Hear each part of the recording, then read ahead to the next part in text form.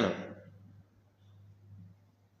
9వ అధ్యాయంలో రోమపత్రిక 4వ వచనం, వీరు ఇశ్రాయేలీయులు, దత్తపుత్రత్వము, మహిమ, నిబంధనలను, ధర్మశాస్త్రమును, అర్చనాచారాదులను, వాగ్దానములను వీరివి. పితరులు వీరివారు. శరీరమును బట్టి క్రీస్తు వీరిలో పుట్టెను. ఈయన సర్వాధికారి అయిన దేవుడై ఉండి నిరంతరము స్తోత్రార్హుడై ఉన్నాడు.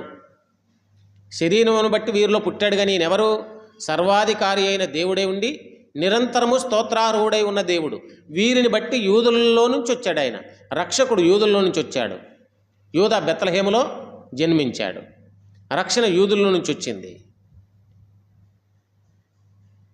మేము తెలిసిన దాన్ని ఆరాధన చేస్తున్నాం. రక్షకుడు యూదుల్లో నుంచి వచ్చాడు.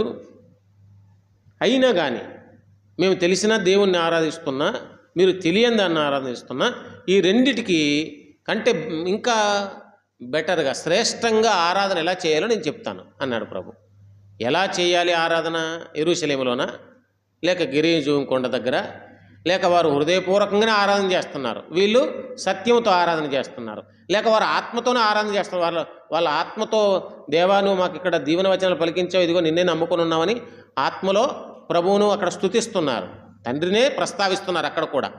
ఇక్కడ వీరు నీ ప్రత్యక్షత మాకు ఇచ్చావు అని చెప్పి వాక్యాన్ని జ్ఞాపకం చేసుకుంటూ, సత్యం అనగా వాక్యమే కదా, ఆ వాక్యాన్ని జ్ఞాపకం చేసుకుంటూ వాక్య సంబంధమైన ఆరాధన వీళ్ళు చేస్తున్నారు.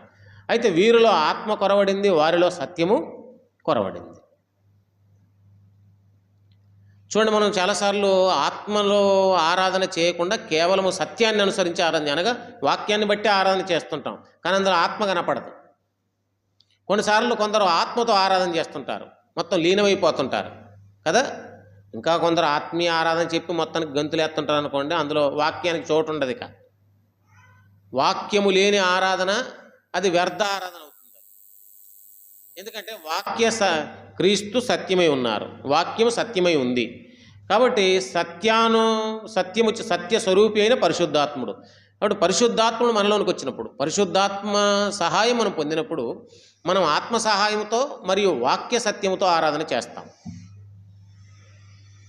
లేక మన లోనున్న హృదయపూర్వకంగా, పాత నిబంధనలు అయితే నా పూర్ణ హృదయంతో అన్నాడు, పూర్ణ హృదయంతో లేక ఆత్మతో మరియు సత్యముతో మనం ఆరాధన చేస్తాం, అనగా వాక్యముతో.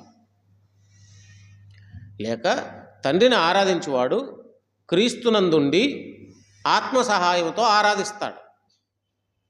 ఆత్మ సహాయం లేకుండా, క్రీస్తునందు లేకుండా సరైన ఆరాధన మనం చేయలేం.